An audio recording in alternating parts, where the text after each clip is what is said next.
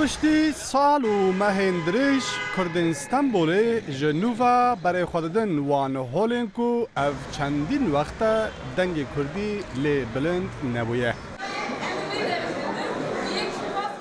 به حولا دربای 15 تموز 2016 هان گواشک زیده کتبو سر کردی جی و هر جور برنامه این چاندی و کلدری این کردی دهاتن قدخه کرن. از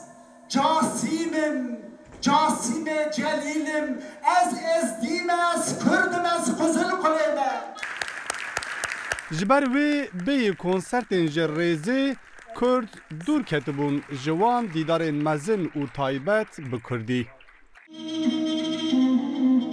لیسازی کردان جارکدن خالیا کو باری سرزمین داویجن و ای شفجی اوی به دنگ بیجان جه خوک نخواش شیار ببن.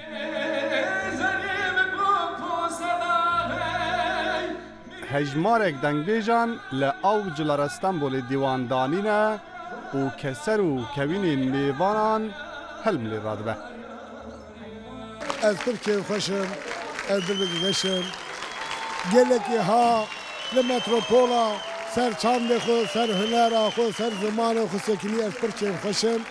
گه که کدا همه خود جه رازیره سر جاری سپاس کرد. ولی چه برین محلیان تزبون وان شبکه آیا کردارا دشکی دست ناکه. ناونده چندان مزوپوتامیا به بشتاریا پیش دنگ بیجن جه حرمین جودا شف بهر که تایبت به دنگ بیجان آماده کر. کازو، خالیده، محمد سرحدی، اوین سندی و چیروک بیجو سترکا شوین کردوینی آیهان ارکمن لدیوان رونشتیره و سالونا مشت به ناوا دو کلا دیروگا ایشو غمین کردبونه و وردکن. امی لهر دوره هر نه کلان به کلان امی کنسر وسا به خوشک دار بخن و هر پیشبری گلی خواه مبریار خواه صدایه ام جبو چانن ام جبو چند کردی نه. شف بهرکا دنگ بیجان ده همان دمه دا بووکه به بیرانین دنگ بیج فیزوی رزو گو بریا چند روزان خاطر جه ایل و ولک خواه خواسته بو و چوبو سر دلووانی خواه. دن دنگداری وانه یک جوانی شروعی برو لی برازی ویجی فیزوی رزو جاره یکمین دوی متروپول استانبول گلک هودانی کو دنگ بیجی چی بین آنجی کنسر منسنات لی اوش هوا بو من گلک پیروز بی از گلک دلشابم.